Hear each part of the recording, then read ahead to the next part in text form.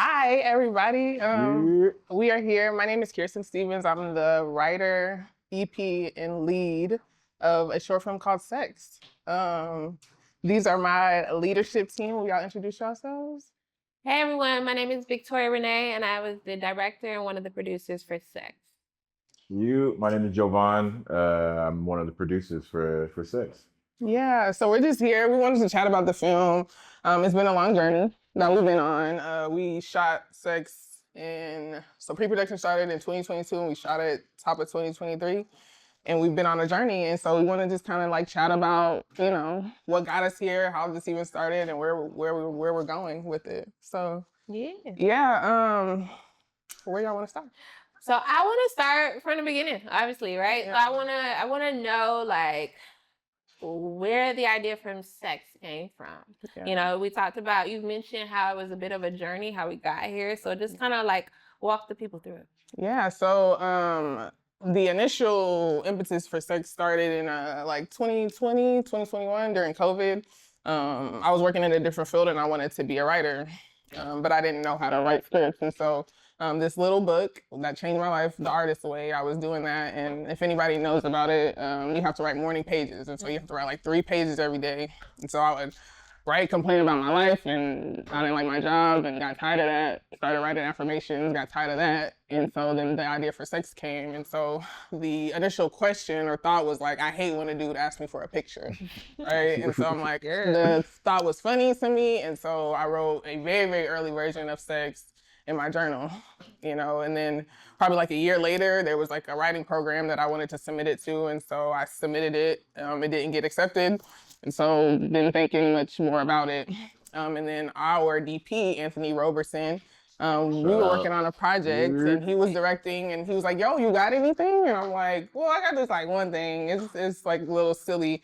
So I sent it to him. It was like October, November 2021. And so he read it and like hit me back on a voice note like, yo, we gotta make it. We should make it. And I'm like, okay, talk to you later. Like, you know what I'm saying? Like, yeah, I didn't think anything of it. I wasn't thinking about making anything at the time. And then like a year later, I had relocated to LA and was in a writing community and we were at a writers group. And so we all are a part of a writers group called Tune Up, which was started by Dante Bailey, a USC alumni. And Tune Up just allows us to showcase our work for the culture, basically, different creatives and giving feedback on it. And so I shot a different script there. And Victoria was there that day. Anthony was there that day. I don't think you were there that day, Jovan. But we're talking about the script, and Anthony brings up out of nowhere. I literally feel like it was out of nowhere. He was like, "Y'all, she got this script. Y'all gotta read it. It's funny." And I'm just like, whatever. So, but after me and Victoria, she was like, well, what, tell me about the script. And I was like, it's one location, one character. It's, a little funny thing. And she's like, well, send it to me. Let me see what it is. So I sent it to her. And from what I know now, we started pre-production basically after our conversation, after the script. So Oh, wow. that was like November 2022. Yeah. That was Wait, a minute ago. how soon after you had talked to Victoria that you started Like, I sent it to her that next day. So Tuna was on a Tuesday. I sent it to her that next day. She probably hit me like hours later, like, oh yeah, let's jump on a call. Oh, wow. That was like literally it was that quickly. And so yeah, but the thing was like Ann had talked to me about it. So me and Ann were working together. He was working on some commercials that I was doing back in like I want to say, when was that? Like May, June, we had shot it or whatever. So I don't know if you sent him the script long before then. It was like the year prior, like okay, we so hadn't talked about it. It was so prominent that I guess it just sat with him. Because he told me about it then. He was like, hey Vic, you said you want to direct and produce more. There's like this script that you gotta check out. Kierstyn wrote it. And then fast forward, when we're there at Tune Up, I was already ready to dig into it. And then I read it and it was like just really so real, like really so authentic and so relatable. And I was like, okay, girl, what we finna do with this? It felt also like it wasn't gonna be too challenging to execute for those same reasons. Like it's one character, one location.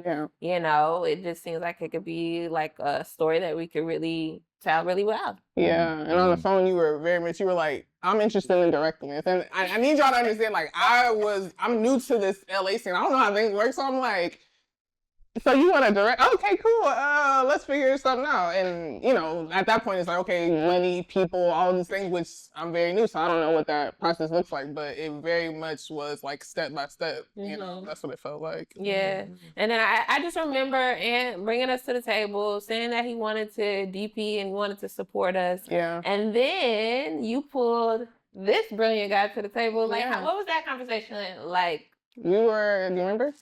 Well, I mean, that's what I was gonna say because that was a big shout out to Ant because I remember him telling me It was the plug. about the story before we actually before I heard anything because we had worked on another project prior to Sext, and I remember, I mean, I had my opportunity to work with y'all. I mean, I was gonna do it, whatever y'all wanted to do, I was gonna do it. You know what I'm saying? That's Just because it's all love. But yeah, I just remember Ant reaching out to me and saying like, "Yo, you should check out this project. You know, Victoria's on it, Kierstyn's on it. Like, you know, it's gonna be a vibe." And I was like, "All right, well, yeah, let me see. I mean, whatever. You know, yeah, we send chatted me." about it on the set. I don't know if you remember, because we were, you know, having different time or, you know, a little side conversation. You were like, "Oh, you know, you got something?" And I was like, "Yeah." I'm like, this short film I got. I was like, I don't know if I said Victoria was attached already, but she was at that point. And you were like, "Oh yeah, let me," like, so I sent it to you, and it was some time before we like actually like locked in about it, but. Once you read it, you had a bunch of notes. That's what I remember. Everybody's like, yes, Really? you always have notes. The professor. No, for real, exactly. And so I was, okay, you know, but you were like, yeah, well, you know, we chatted on the phone. I remember I was in the parking lot of Ross, and we're like we're like extensively talking about it. You were like, yeah, just like your thought processes on it, what you think we can do, and I'm just like, yeah, I'm like, you know, y'all excitement about it made me more excited about it. You know what I'm saying? And so like, I remember just being like, okay, like this is my director, this is my producer for this thing, because like y'all were so excited and were willing to bring y'all resources to it as well. You know, so. Yeah. But I think a lot of it had to do with the script. I mean, I think for me, when I read the script, I thought what I really enjoyed was the perspective. Right? It was a Black woman's perspective on this like kind of taboo kind of thing of like, you know, sending or sexting or whatever. Yeah. But I what stood out to me was that unsaved number didn't have a name at first because I'll say I'm a bit of a structuralist when it comes to screenwriting or whatever. So I'm like, why does he have a name? Like we get through the script, and he ain't got no name, but I'm like, after I got through it, and I'm like, okay, this is a comedy. This is funny. Like it's like it's pertinent. It's on point. Like it's current. Like I get that. It's her perspective. It's Zaina's perspective. He don't need a name. Yeah, I was gonna say, and that's what got me. There were so many points in the script that just felt so authentic. Like being a single woman dating out here. Like there are many times where I haven't saved the dude's number until like you really locked in. Like, okay, I really like you. Now I'm gonna add you. You know what I mean? And there was like, you know, kind of like what you're saying exactly. Like that's a testament to your writing. Like it just felt so like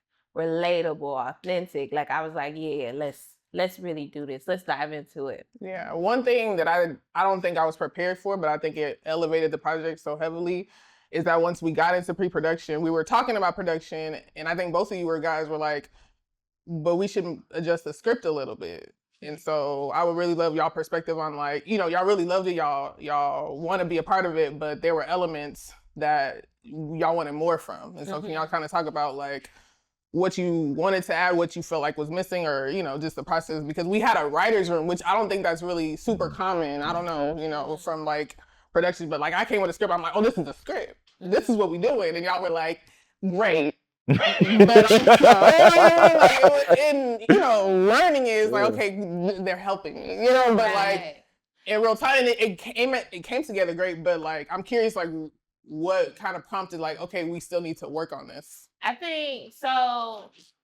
The script itself was fantastic, but I think there was just opportunity for us to like punch up and maximize, right? So one of the things that like, you know, when we talk about sexting, which can be a taboo topic, right? Especially when you talk about women and being vulnerable and the things that Zaina's character goes through. Like, I think one thing that kind of came up was like, well, who's she talking to on the other end? You know what I mean? And when you don't know who that element is, it could be like, okay, can we fully lean into the comedy of this if there's like some aspect of like concern for her? So it's like, if we show that this guy is also dealing with his own shenanigans, then it takes away that element, and now we can relax into the story and really be present with Zaina and laugh at him and laugh at both of them, honestly, right? And so I think there was room for us to, you know, looking to see who is this guy without taking away the full arc that Zaina experiences.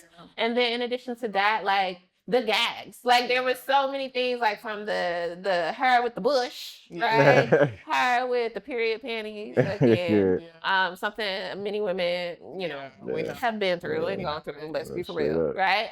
And then changing different outfits. Like even if you're not even sexing, just I'm gonna go somewhere. What am I gonna put on, right? And I think like that relatability of like, how am I going to present myself? And then especially the layer too of like, as a Black woman on top of that, like there's just an extra seasoning layer, if you will, of like the things we go through. And I just really wanted to help amplify that, you know? And so like with a lot of the suggestions and stuff that we made, of course, making sure that you're good with it, making sure that you rock with it. But I just wanted to help us like really enhance the story. What about you?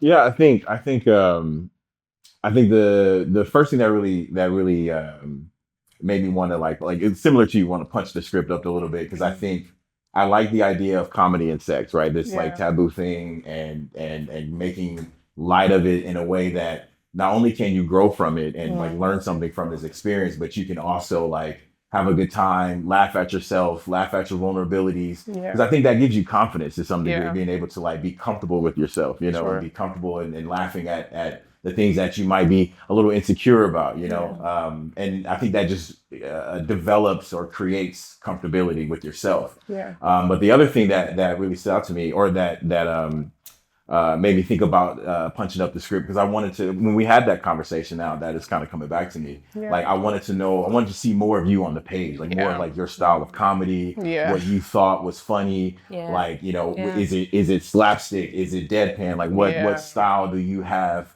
to bring? And I really wanted to kind of punch that out and open that up a little bit. We spoke the other day, and I didn't realize that this was like your first script that you ever written. It was. You know, which is really interesting, because I think even then it's like, okay, let's really crack this thing open to see what Kierstyn has to say. It's to this topic of like sex and comedy, you know, or this topic of sexting, you know. What I mean? So I think that was what really like made me want to like crack the script open to really like find out who you were to some degree. And I think those questions were so like just challenging. One, as a new artist, I say new, just this is my first, you know, script and production, but then also like having to ask those questions of who this person is, how much of this person is me, what would I do in this scenario, how different is she from me, right? So like, you know, by the time we're in the writer's room, I know that I'm acting in it, but I have to be a writer first, and then an actor, producer, all the other things. I think one of the specific notes, Jovan, that you gave that like was the most challenging, I'll say, in the original version, when she decides what picture she's gonna send, she just decides. And you were like, why? Yeah. And I'm like, open, dig deep. She just decides. You're like, why? And I'm like, annoyed because I gotta go do another draft, but that's when the mental health piece came out. And so like I would like for you to speak on that, just because like that's kind of your background, and just that additive as far as directing and what was important for that to be in it. Yeah, I want to touch on that, but also I want to hang a hat on what you said previously and what you were saying as far as like this being your first project where you wrote it and you EP'd it and you starred on it, and like you are just completely hitting it out the park. So shout out to you in that regard. I had an amazing team that pulled it out of me, because it was not easy. Pulled it out of me. Listen. That I just realized, I'm gonna let you go, but the work y'all two did when we worked at USC, and I was gonna say that, like, talking about that was a lot of work, all the rehearsing. I was there for it. For sure. And we could dive into that, but I do want to answer your question. So like that's what made me lean in even more, because I remember when you asked her like, why did she do that? Why did she decide? And I kind of felt like I understood. Like, she just decided. Like, why? I'm like, right. But then, like, when you went away and you came back with the draft, where she kind of had this moment where she kind of like calmed herself. Like she was getting like really worked up about like what's the best way to do this and getting frustrated and all these things. And then she had this moment where she self-regulated in a way, right? And so like I remember an earlier version was like, oh, can we show what this would look like animated? We were playing with that and stuff. And it made me lean in more because again, how often do we get to see a Black woman on screen, not only dealing with all of this societal pressures of like how I'm supposed to present, how I'm supposed to look, what's sexy, what's not, right? Yeah. And then also like, how can I quiet all that noise and go back to self, go back to center? And so like being able to play with the different ways that we were going to execute it. And I love how we were able to, like what happened in the final version. Yeah. I love how that shows on the screen because again, like I feel like, you know, that's extremely relatable and who knows like how it will impact people. So it really made me lean into because it was jokes, it was comedy, it was well written, it's authentic, and then we also had this layer, and I'm like, yeah, I just wanted to lean in, you know, and sink my teeth into it because that's just, I don't know, that's just really impactful to me. So I'm here for everything that is always like advocating for like mental health or working through any kind of challenges and navigating that. So like that really stood out to me too. Yeah. I'm curious, Kierstyn, what was the process like finding that moment of coming back to self? Like what was that process like for you? So I had to be very still, like, you know, trying to go back. I probably wrote it like in the middle of the night because like I feel like I have to be really quiet like to figure it out because like you know, you ask the question and I'm like, now I gotta figure this out, right? So it's like thinking about it, and then I'm like, well, if she's and I don't, the original or the version prior to that, like there's no her getting super upset or you know they have their tiff, but like for it to drastically change, because you know you're in an argument most of the time you're like good night, go to sleep, right? But for her to make that point, like I think I had to sit with myself. I had to like,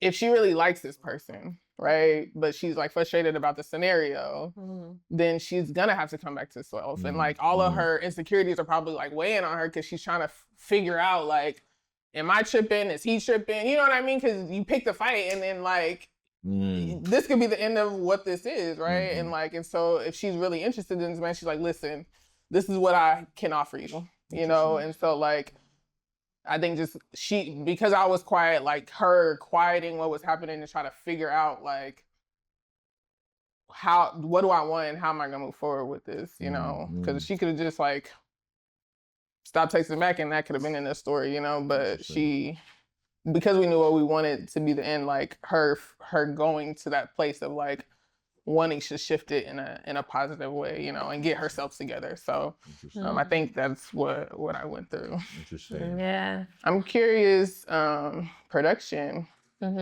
just from a producer standpoint, from a director standpoint, like this was very low budget, you know, low resource production. Maybe if y'all want to highlight like maybe one of the challenging things that we dealt with, and then also anything that y'all are like super proud that we did, you know?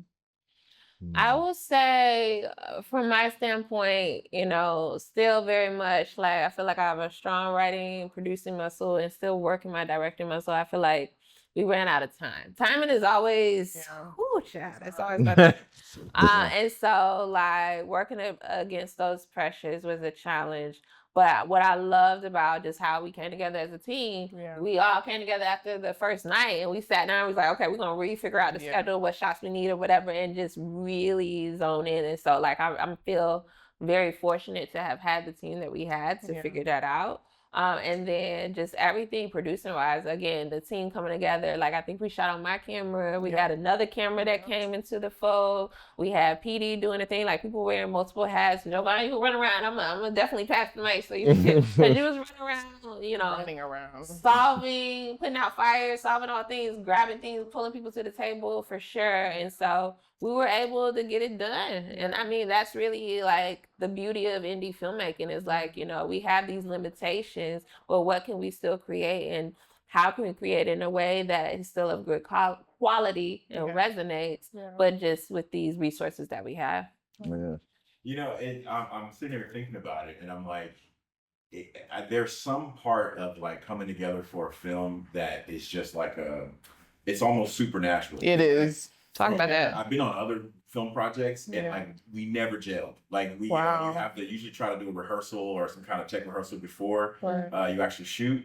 And I've been on the projects, and like even in the tech rehearsal, it was quiet. People, you could tell Oh, people didn't wow. want to be there. Wow. It just never gelled. But with this one, like from the get go, it was Yeah. like we just gelled. Like I think even at some point we were spending time at the location that we were gonna shoot at, and we were just kind of talking, chatting, and Yeah. you know, just kind of coming together and, Yeah. and connecting. And I think that does a lot to help production, because I think my favorite part was at the end when we all came together and we took that picture. And Yeah. I still have that picture. I don't post it all the time. It's really one of my favorite pictures. It's like, Sure. it's just like, I love to see like people come together and like enjoy what they're doing. Yeah. I love to see the crew and talking to each other and exchanging numbers and stuff like Yeah. that. To me, that is what like really fuels me to run around and putting out fires and want to Yeah. make sure everybody, you know, because we had a couple fires. Yeah, we did. We yeah, certainly did. Like we and we could talk about it. Like Yeah. one location we almost lost in the middle of it. Yeah, You know that what was I mean? crazy. We was by hook or by crook trying to get things done. Yeah, we sure were.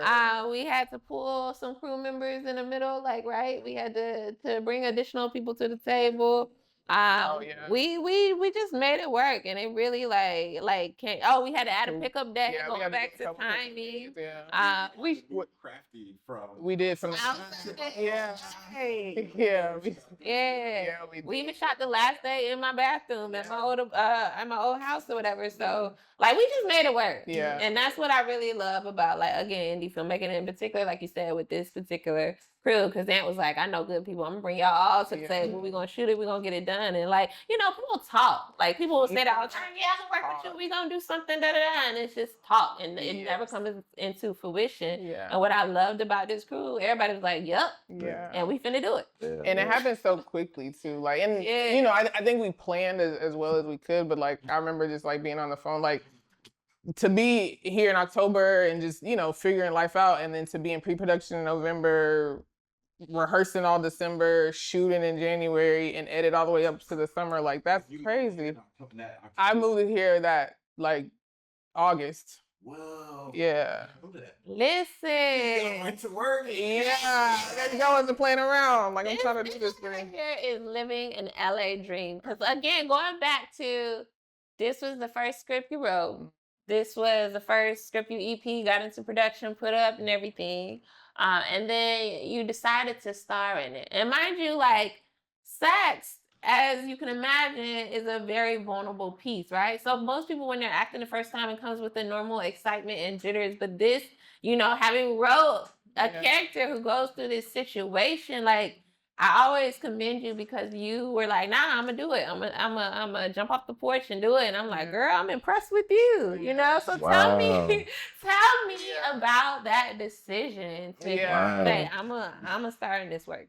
Thank you. So the original thought, like one, we were like thinking about who we were gonna cast for, like as we were talking about it, right? And so I sent it to a friend that's not in the industry, and he had read the script, and he like hit me back like, if you don't act in this, you like that's stupid not to act in this. Like you need to act in this, basically. And so I had been in improv classes like prior to this, and I, you know, thought about it. I talked to Anthony about it before I even presented it to you, and then I was like, I kind of think I'm just gonna do it. And you were like, oh, okay, well, shit, that saved us some time. Okay, great. And we was like, you know, like a whole thing or a conversation, like, but it wasn't. You was just like, okay. She was like, well, you were like, I kind of thought you might, but you know, we never really talked about it. So I'm here to serve your vision. So if that's what you want to do, okay, let's get into it. And then from there, like I'm really big on rehearsals. And so that's kind of like what you talked about. We did some rehearsals at USC. Yeah, we did. And we walked through some of the most vulnerable parts of the script. Yeah. How we want to do it. Like, in wardrobe. I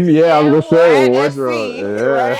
Yeah. The changing in the lingerie, the dancing in the mirror, the shape, like all of that stuff. So talk to me about like what that was like for you. Again, it's your first time. Yeah, I think that was the start. I mean, the whole process was like just the cracking of my personal self, me as an artist. But like, you know, you say you're gonna do it, but like now you got to do it. So act. And you like looking at me, and I'm looking at you like, like, you know, that's what it felt like. I was like, okay, and like, you know, I think one thing I think that you did like impeccably that I don't think I would have even fathomed how it could have happened. Like I was thinking so much from the writing perspective, right? Versus like, this is funny, I planted these things, but like as the person acting and experiencing these things and walking through her steps, right? Like it's such a different perspective. And like when we were in rehearsals, that's when it was like, and it would be moments truly like, and I was not happy about it, but you'd be like, no, be serious. And I'm like, but it's a comedy. And you're like, this is a serious moment. And I'm like, turn around. You know what I mean? And like redo it over again. And like, you really, really emphasize that piece. Like, okay, cool. What else? You know, because like, I think I was thinking of it so comedically, but like, Zaina is not having fun in this story. You know what I mean? We're laughing at it from the audience perspective, but she's not. And that's exactly what I was going to say. I think because I was trying to break you out of from the outside in. Yes, this is funny and comedic, but to her, she's struggling to figure out what to wear. She's struggling to. I gotta shave my whole body. Like it's being in that moment sucks. Yeah. You know, and so I just wanted you to be present in the truth of like that moment. And we can laugh on the outside, but girl, you in it. For sure. And like the one I think the most frustrating piece was when we were in the bathroom and we were doing the shaving and you were like, rinse it off, put it back on, rinse it off. And so like I'm frustrated because I'm really frustrated because I'm like, she got me putting this fucking shaving on, but it's not her. I wrote it. You know what I mean? So I'm mad at Victoria for doing her job, right? So it's all. But it looked great on camera because again, Zaina in that moment, what is she? Frustrated. Yeah. Well, I'm curious because since we're talking about like relating to what's happening in the script, like relating to the text, like I'm curious how like we all kind of relate to it. Like how do we relate to what Zaina is going through, and how do we relate to sexting in general? I'm just curious. I mean, like being a single Black woman. I just feel like again, like. You know, when you meet someone new, you're trying to figure out like, okay, what's the best way to present myself? And then I feel like little by little, you let more of yourself out, you get more comfortable, same thing with the other person, and you start to feel like you can gel and vibe. But like in the beginning, I think all of us kind of to some degree start to wonder like, oh, should I wear this? Should I wear that? You know, I got to shave my legs. I got to make sure this, that, and the other. And it just becomes like, especially from the woman's perspective or whatever, and the things we're conditioned to, deal with, it becomes so much. And it's just kind of like, yo, either he gonna like me or he not. You know what I mean? And then the thing is, once you're comfortable with a person, like all that silliness doesn't matter. Like we had talked about, like when you first meet a person, like if they want to FaceTime you out of the blue, and it's like, hold on, I might have my bonnet on. You don't know what I'm doing. You don't know what I'm doing. Yeah, but like ultimately, again, once you rock with a person, you're gonna answer the phone with the bonnet. Like it's whatever, right? And so there was that. But then also, going back to the mental health piece, like when she had that moment that she had to navigate and learn how to self-regulate, like that is so significant, especially to me personally, because it's like it's something that I've been working on and learning how to do. Like, oh, okay, is this me? Like you said, the question is this me or is this the outer world? Like, what's within my control and what can I do about it? And what are the things I just need to let go and process through? And so, like, all of that, I just really felt like, okay, I get this story. I want to lean into that. Interesting. Yeah. I would like to hear yours before I go, Jovan. I'm thinking about it too. I'm like, I think when I was younger, that was all. I think it was, I don't know if it hit my generation, like it was new at the time, but it was like trendy. Yeah. So everybody was sexting. It was requesting or asking or sending or whatever. And I was always like kind of apprehensive to send them, but I always wanted them. Good old but I think what's interesting is I look back and I'm like, it wasn't until I went through a period of like deep self-reflection when I was like first moved to Los Angeles, and I like, I didn't really like LA, like, because what all the reasons that we always talk about, but it was a difficult time to kind of transition and to kind of find myself here. And so when I went through that process of self-reflection, that's when I became more comfortable with myself entirely. Sure. So at that point, then I was like, all right, like, I'll receive. Like I was much more accepting of my vulnerability and expressing my vulnerability in the same way. So it's like, that's to me, that's how I kind of connected with Zaina, especially when she kind of came back to self. Because I think to me, that's what I value the most, especially when it comes to like mental health, when it comes to kind of your expression of self in your daily life, you know, how you interact with people socially, everything. It's like, it starts with the self. And it's like, once you have that peace and you have that self-appreciation, everything else becomes like much more easy to kind of express, even like expressing yourself sexually with your partner, you know? Yeah. I think originally writing it, like it may have been more focused on like a dating relationship, like the idea of showing yourself, you know, to people. But like through the process of making this, through the process of meeting everybody associated with it, going through every single step, like it's taught me a lot about like me as an artist, right? Like this being my first project of writing, acting, producing, like, you know, and being around people who have done it before, like being able to show yourself, being able to show your art, being able to show your perspective. And like, you know, people critique, people say, or there can be things that the world perceives from it versus your intention. Like all of those things were just like thoughts as this process was going. Like, I know my intention, what are people gonna think? You know what I mean? Like, I'm a nice girl, and there's a vagina shot. You know what I'm saying? Like, I got a daddy. You know what I'm saying? Like that. No, like he's like, what you out there in LA doing? You know. And so it's dream. Living the dream. Maybe you could have did this in Texas. You can show that anywhere, you know, or whatever. But show that anywhere, Lord. Through the process, like it taught me a lot about just myself, like my limits, my, you know, understandings of myself and others. But mostly it like allowed me to be more comfortable as an artist. So, like, listen, this is what I have to say. You know, these people are, this is what we have to say, right? Because it's a collective. Like, it morphed into a baby that all of us made, you know? And now it's out in the world and it's doing great things. You know what I mean? And like, you know, the process was long, but like, even after the film was complete, we didn't get a look for a year.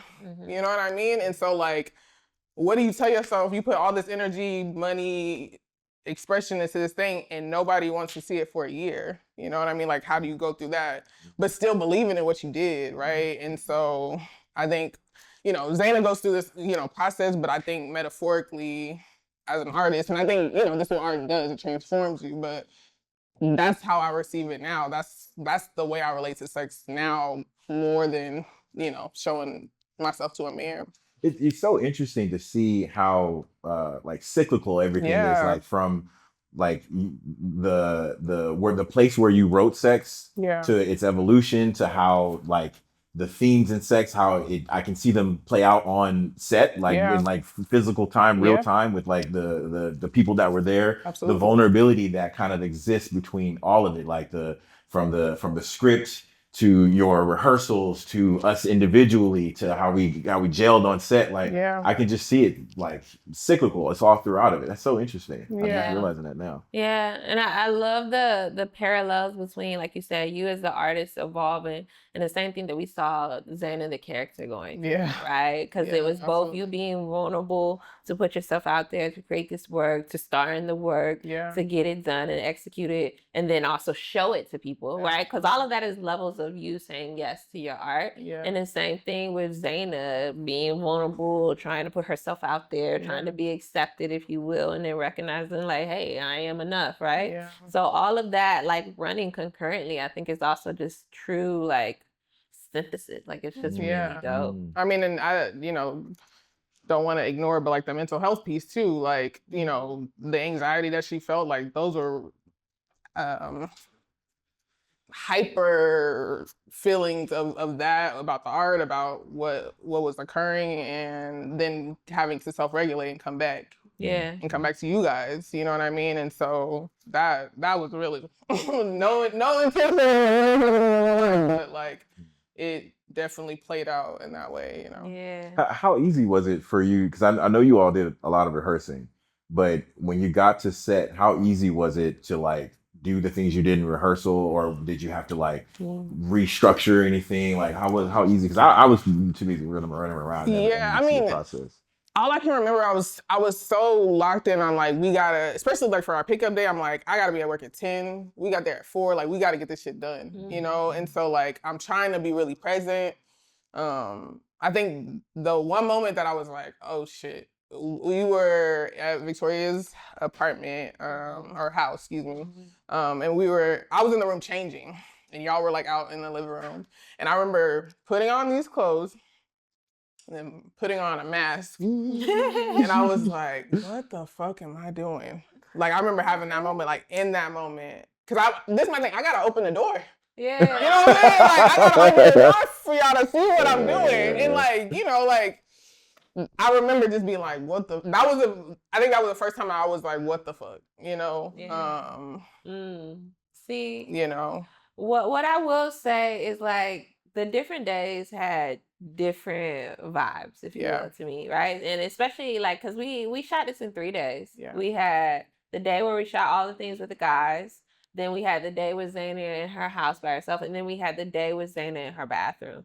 And I feel like the day where we had Zaina in her house and we were shooting, we had the larger crew. It was a lot going on. So it was different from rehearsal for me, at least, because I'm like, oh, we got to stay on time, you know, make sure we get what we need. So yes, I'm very much trying to navigate, like making sure that we get a strong performance from you as well. But then also everything that same day, they were trying to kick us out of the location. And we had to scream. There was so much going on behind the scenes that I feel like I wasn't as present.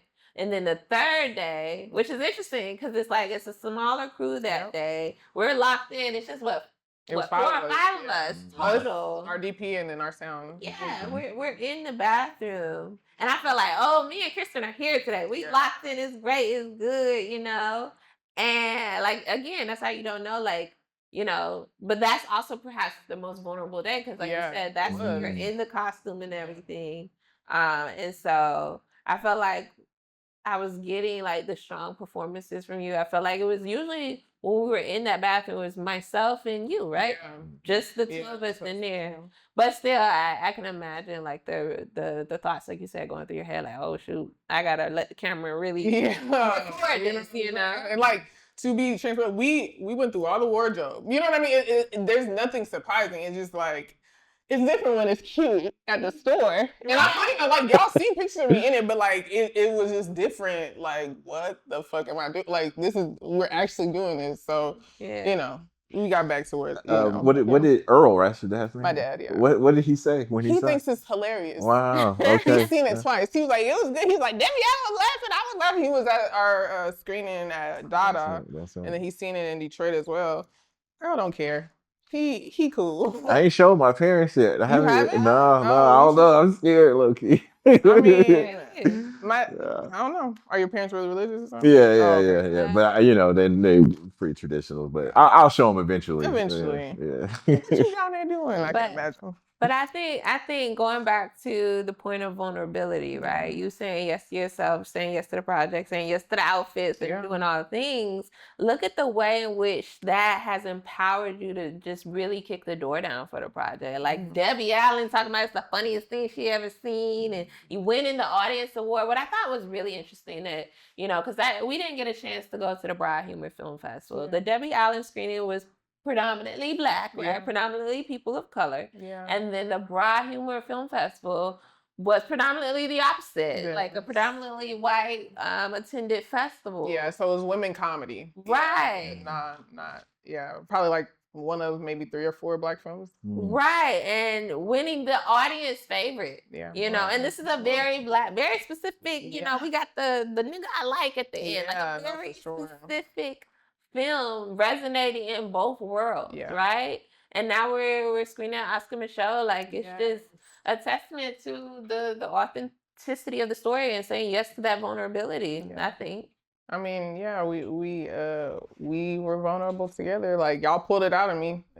I can't emphasize that enough. Like, you know, it was, you know, authentic and all of the things that you guys said, but like, there were levels of that, and they opened up as we were going through this process. So I wouldn't have chose to do that. You know what I mean? I wouldn't have chose to be as vulnerable as a guy. But because y'all are artists and filmmakers, y'all know what a good story takes to make and what people want to see. And y'all would ask the right questions. Y'all like, there was a point that we didn't know what Unsafe Number looked like. And y'all were like, well, we don't even know what this man looked like. You know what I mean? And so that's something that we need to add. You know, Zaina's going through this thing with wardrobe. What is she putting on? You know, those questions that were really monumental. In my perspective, I'm like, we don't need all that.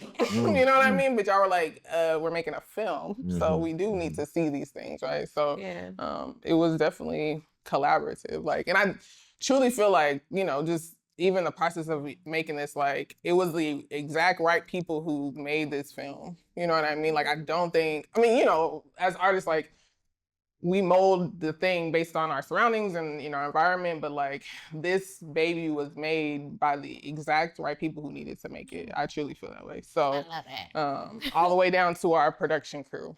Yeah. I will say too, like, I wish that the other co-star, Derek Sterling Kirkpatrick, could be here to talk about it too, because we made him uncomfortable as well. We gave him a very significant prop that he had to work with. In addition to that, he couldn't talk the entire time. So we used Jovan's voice as a voiceover for it.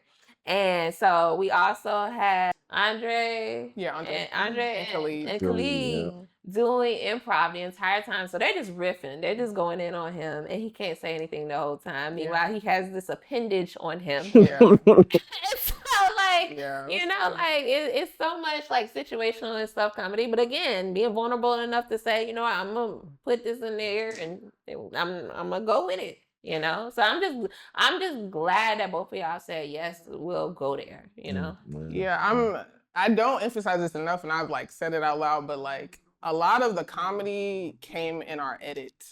You know what I mean? Like crafting the story through edit. So Victoria, can you talk about that process? Like going through editing? We kind of did together, but like I think you and our editor Kevin Moore did a lot of that crafting. And did a lot of the timing, a lot of the meetings together. Just really, what I love to do in the edit room is auditioning. Like, okay, let's play with this. Let's see if we cut this together. Can we go back and forth? Because it was. In a way, we were trying to balance both Unsafe Number and Zaina, like where they're doing, how they're moving through the script and whatnot, but giving priority over to Zaina's character primarily because she arcs. But I think, you know, one of the main things, we had a lot of her changing and trying different things, and how can we cut that together for it to be comedic and funny and whatnot. I kind of low-key want to look over at Kevin and be like, what you think? I mean, if he was down with being on camera, we didn't even, it looks like he bombarded him right now because I didn't say anything about it. You know what I mean? Kevin is like, I'm behind the scenes. No, but like, you know, I don't know what it would have been like with someone who isn't comedic, but like Kevin he's a funny guy and like he loves comedy, right? And like a lot of, you know, this is from working with him at Sext and like other projects. And I didn't know how important this was, but like for him, there's a joke that Andre has like when they're playing the video game, and like that is like one of the funniest jokes to me. 5 years? Yes, that's one of the funniest jokes to me. And I'm like, it was so nuanced that it may have gotten cut. You know what I mean? With somebody else, right? And like, and in the audiences, a lot of people don't hear it either, which is really funny. But like, because we watched it a million times, like, I'm like, oh, this is like one of my favorite jokes. It's hilarious. And like, just thinking about, I mean, I think you were very intentional about certain, like, you know, transitions you wanted, like, you know, Zaina closes the cabinet, and things like that. But like, there are so many jokes that like really hit. But I think because our editor is a comedian, it works. He knew, because he like generally they put together the editor's cut, right? And so that natural timing is in there, and then we just tweak and build off of that from there. So the script being a foundation, and also what the editor sees, and then just evolving it. But like, even with those jokes, like again, those were off the cuff. That was improv. You know, the guys just were meant to go in, and Sterling can't say anything. And so whatever they said, he just had to eat it. I just take it. We had go ahead, sorry. Well, no, you know, I'm curious too, because like to look at Sterling's or Unsaved Number, because like yes, he was a source of comedy, but like I'm also curious how like what you think he represents in context to or in a relationship to Zaina and her journey. Like what does he represent for her? Because to me, like I think because we spoke about it before, this like expectation of vulnerability, like as an artist, like as an artist, you're expected to be vulnerable, but it's not easy. It's difficult. It's difficult to show really tender parts of yourself, you know. And I'm curious, and I guess to me, Unsaved Number represents this idea of like an expectation of vulnerability. He like, yo, when you gonna send this number, and he low key putting pressure on her. You know what I'm saying? And so it's like, I'm curious, like, what to y'all, what does he represent for? So I have to process think, but like originally, Unsaved Number was a prop only because like we didn't know what he looked like, right? And so as it transitioned, and as far as like expectation of vulnerability, like from a dating perspective, like, you know, there's different levels of dating, but like at some point, if it continues, you have to be vulnerable, whether that be, you know, whether intimacy, sharing your feelings, thoughts, and things of that nature. And so like, it's kind of a progression of like, if there is no level of vulnerability, like low key, what are we doing? You know what I mean? And not particularly in the sexting concept or sex in specifically, but like interacting with somebody, dating somebody, talking to somebody, building a friendship with somebody, being an artist and putting yourself out there. Like at some point, you have to show more, right? Or like, are you only gonna show, like, are we just gonna stay here, right? Like, we just gonna be texting, you know what I'm saying? And so like, there is an expectation of vulnerability, but I think there's a timing associated with it too, right? And so like, you know, we don't go into super context about like how long they knew each other and this is that, like, but I think that plays into the expectation, but like to Unsaved Number point, it's like, you know, you left me hanging last time, like what we doing? You know what I'm saying? And so like from a Zaina perspective and just from like a artist perspective, like at some point you gotta put it out there and figure out what this is, you know? And so that's my thoughts on that. Like it has to be out in the world, right? Like this film could have sat in a drive, but at some point, why do we make it if nobody's gonna see it, you know? Interesting. So Yeah. I think when I think about Unsaved Number, I see like a duality, right? What he represents to Zaina's character is like you said, like the expectation of like, okay, well, when are you gonna send me this? What are you gonna present? Like how basically that pressure, you know? And then on the flip side of it, what does he represent, you know, in the sense of like, how does he navigate the same situation in the sense of like, I think we had conversations about like, where we did want to understand and see who this guy was so he wouldn't be like the mysterious stranger danger. But like also too, what is he going through? Okay, he got these other males there and they're like, oh, you talking to hoes. You know what I mean? Like, what is his expectation when he's trying to navigate relationships? Because I think there's a whole nother conversation that can be had about when a guy likes a girl and how other guys react to it. Oh, you simping, you over there caking, you this, that, and the other. And so, like, he wants to converse with this lady. He's texting her, right? He's texting Zaina. But then he also has the friends here. And they have certain expectations. When we're boys, we hanging out. Like, what does that look like? And so I think he's also navigating the expectation of, you know, this versus that. How do I show up in these spaces? All right, y'all got to get out because I'm dealing with this. This is more important. Right. And so, like, with that, you know, I thought there was a nice tension there for him. And then, you know, it kind of, you know, how can I, now that I've gotten rid of this pressure from the guys, like how can I get back to interacting with this woman? And, you know, I'm joking, I'm playing, but I still want her to know that, you know, I like you, you know? And so I think there was a lot to play with when it comes to like how he shows up and presents on screen. Yeah. And I think that's interesting too, because even though like Andre and Khalid, their characters were like a big source of comedy, and even like that whole their like Unsaved Numbers perspective, there was a lot of comedy there. Like it was hilarious. You know, but there's also this depth to it where we're seeing his perspective, how he shows up in these individual spaces, Right. what decisions he's made, what decisions he makes, where his desires lie. Like, Mhm. I think, and even his own vulnerability, even though he comes off as someone who seems like who's more comfortable to show his vulnerability, Yeah. but yet like he still wants Zaina and he wants something from her. And like, in order for him to do that, he has to change. He has to kind of go through his own journey to be accepting. And I really like the way you wrote him. And you gave him like a perspective, like you gave him what do you call it, duality, essentially. He wasn't just like a one-trick pony. He wasn't just like, all right, you know, where I'm gonna get this picture. Like he wasn't just this sexual deviant. Like he was very much so like a balanced character. And I think we don't see that often with men, you know what I mean? Especially in these kind of roles. They're usually like hardcore sexual kind of creatures. But you added perspective, you added nuance to it. I think that was great. I second that. Because there was a way in which, you know, they talk about the Mandingo black man, where he's just seen as this sexual desired figure, and he just sleeps with everyone. But like you said, there was, even in the short, just depth to it. And like Debbie said, people want to see more, so we got to see if more comes. But, you know, that's the whole, you know, another thing to talk about. But one thing that I want to ask both of you, I was like, what were your favorite moments? Like, what moment still tickles you? Like you said, that 5 years.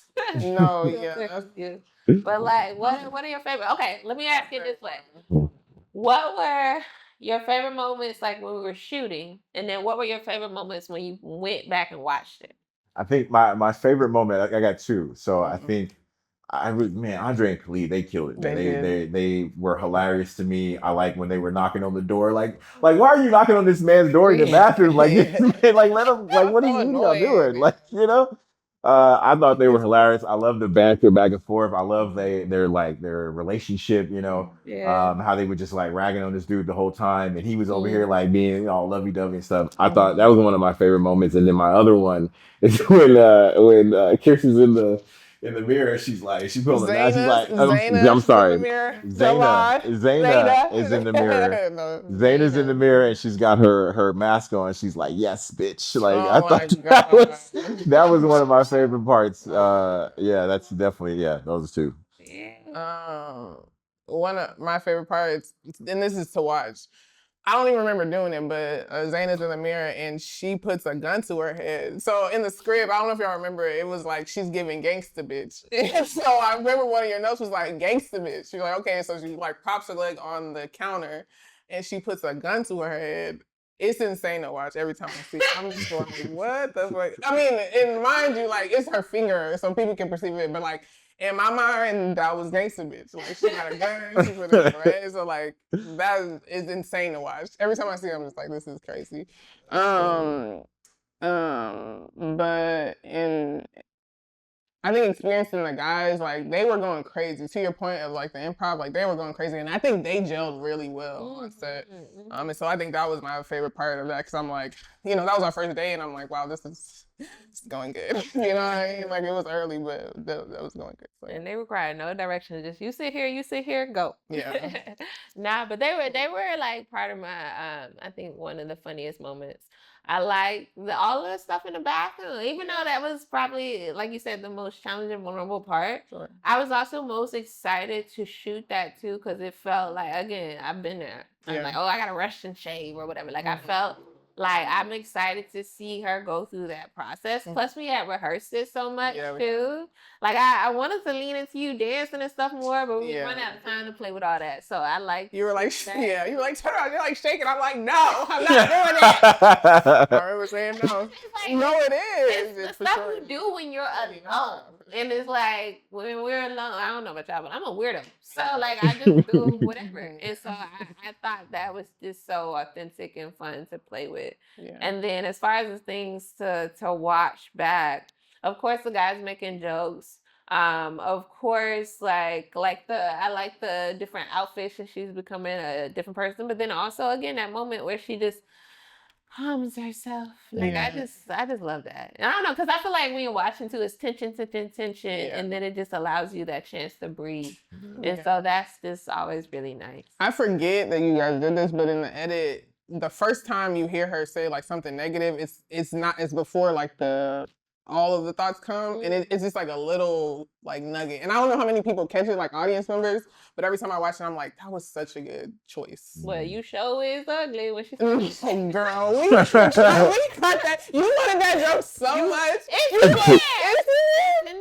subtle. It has to be because I'm like, but like it was like, it's something. It's like you're stupid. Like it's very simple, but it's early. It's before, like I think she's still texting or something like that. And I'm like, dang, that's a good choice because it starts with the little, voices, right? And then it builds and stuff. And so I'm like, dang, that was such a good choice. Yeah. And then I like the ending, which has been there, I think, from the beginning, where she says the number. You know what I mean? Yeah. And that is his name. Yeah. I love that. And I'm like, yo, that's progress. Yeah, right. Again, the growth. No, for sure. And it's baby steps, baby. You know what I'm saying? Baby Like she still don't know for sure, but she knows she like him a little bit. This worked out. So we talked about the journey. Like I said, we shot in 2023. It's now 2025.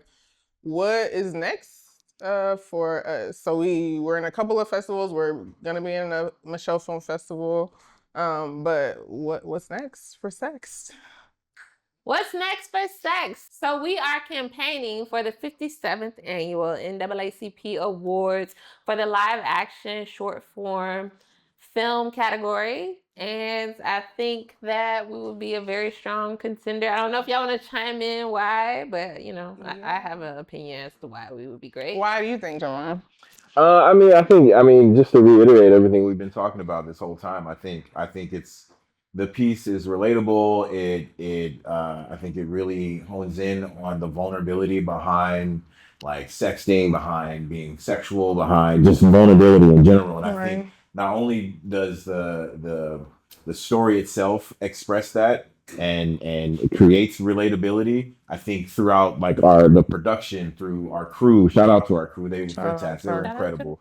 From the crew, from the impetus of coming together, like everything, like we kind of exemplified it and exemplified what was in the story, like all together, like from the beginning to the end, you know what I mean? And I think that is what I think makes a good candidate for an NAACP award.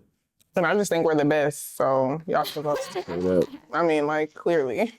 Miss Allen loves it, the world loves it, all of our audiences love it. But truly, like, it's a testament to us as artists, Black artists in this time. Like, the world is going through a lot, but we're still able to make things that relate, that bring heart to people in the situation to help them feel seen and heard. It may seem like it's juvenile with sexting, but like showing yourself in any capacity is a process. And so this is the film that does that. And so y'all should just vote for us because we're cute. No, absolutely. And you guys both hit it already, like in the sense of like, how often do we get to see a story about sexting from a Black woman's lens and perspective? Often when you hear the term sexting, people get like, oh, this is going to be taboo. Yeah. But we pull you in with what you think, oh, this might be risque, or this might be taboo, or this might be, something that might make you clutch your pearls. Right. But you come in and you're laughing. Yeah. And then you come in and you get some real, like, oh, this is about a woman navigating and trusting herself. And this is about a guy, being authentic and leaning into what he really likes. So it becomes a story that's so much deeper than what is initially, seen on the surface. Yeah. And I think it's beautiful, like you said, like how the story came together in itself. And a Black man was like, hey, Black woman, I want to support you. And I want to bring another Black woman to the table. And I want to bring another Black guy to the table. And most of our crew is predominantly people of color, just out here making something that, from a very Black lens, but also resonated with a very non-Black film festival. Yeah. So it's like the message is universal. It holds true, but it's still so specific and nuanced. And I think it's what people would be looking for, like they said, and plus we cute, like you said. That is the number one reason. Yeah. We're talking about mature topics, but I think one thing that's really important too is young people how to have a miscommunication and work through it, right? Because I think, this is a little sidebar, but cut off culture. Oh, you said this, I'm never going to talk to you again. But it's like, Zaina and Unsaved Number were initially not on the same page. Zaina checked herself, and Unsaved Number kind of retreated inward a bit too, and they were able to come back and figure out some common ground. And I think, how often do we see that on the screen? So again, there's so much that you can pull from this one particular film. So that shout out to the brilliance of the writing and the execution. And that's why you got to vote for Sext. So cast your ballot, vote for Sext. But yeah, any closing words, any closing thoughts just on sex in general and, you know, anything? I'm just very proud of like what we've done from the very jump of like, hey, Kierstyn's got this script. Yeah. And even you writing the script and giving yourself permission to say, yeah, let me put this on the page, all the way to, you know, like really you kicking the door in, like from where we are now. Like you wrote it in 21. It was shot in what, 23? The top of 23. 23. Then 25, it stars Debbie Allen doing his thing, and Broad Film Festival winning an award, and Michelle Film Festival, Oscar Michelle Film Festival, and now we're campaigning for the NAACP award. So I just really think like it's a true testament, and it's such an organic thing too. Like there's no sponsors behind this. Nope. There's no big budget behind this. This is a true testament of what we can do when we come together. And I think that in itself is so important, because we're living in a time where there's so much erasure and marginalization. People's projects are not being greenlit, or they're being canceled, or not being supported. And we're showing you with the resources that we have, we can still shoot for the moon. And so that in itself too, I think is something that the NAACP and the committee and stuff can really get behind. Is look at what happens when we as Black people, we as people of color come together and create something. Yeah.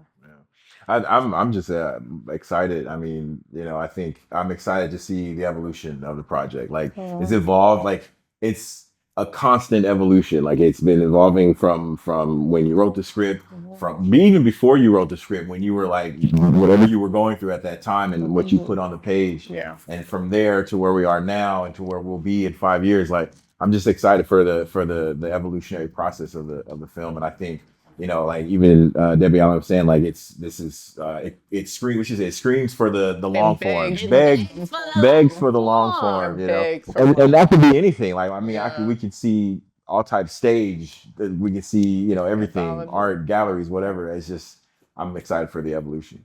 Yeah. Well, we have long form. Any thoughts or ideas on that?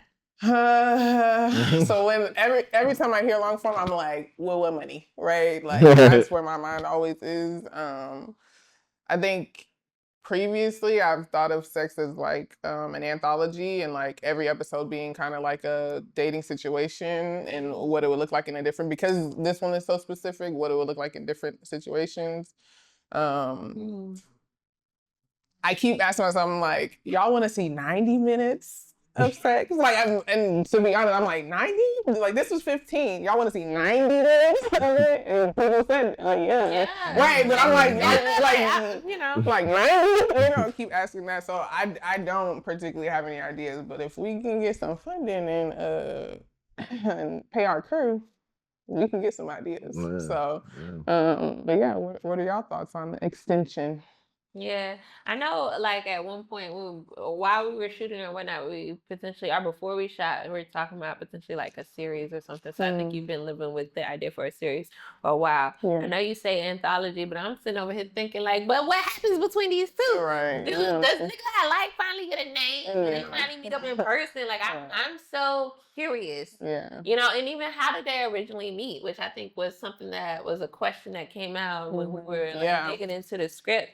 And so I think there's room to explore either before or after in a longer format. So, you know, I could see a feature potentially doing this thing, or I could see, you know, episode 1 and whatever that evolves into. But I do want to know what happens. Okay, well. Absolutely. Give the people what they want, right? Okay. I kind of like that idea, though. I mean, it's like it's an anthology, but like Zaina and Unsaved Number is like the main characters, and you know, let's say it's like a 10 episode series, and we have like 3 or 4 episodes that are specific to them, but we also see how dating works, you know, within these other that would be worlds. cool. And I like it because the Sext itself, it calls for that. Like there's this whole world of dating and dating Mhm. digitally, and Yeah. like, you know, if you're on Tinder or Hinge, like there's all these, there's so much, such a big world that exists Yeah. within sex that we can explore for 7 seasons. Well, we're open. Call us. Solid. But this was great again, and we are so excited for everybody to see the film. Hopefully, it'll come to a streamer near you, a city near you, an audience. You know, every audience we want to see it, and so yeah, keep supporting independent filmmakers. Hey, thank you.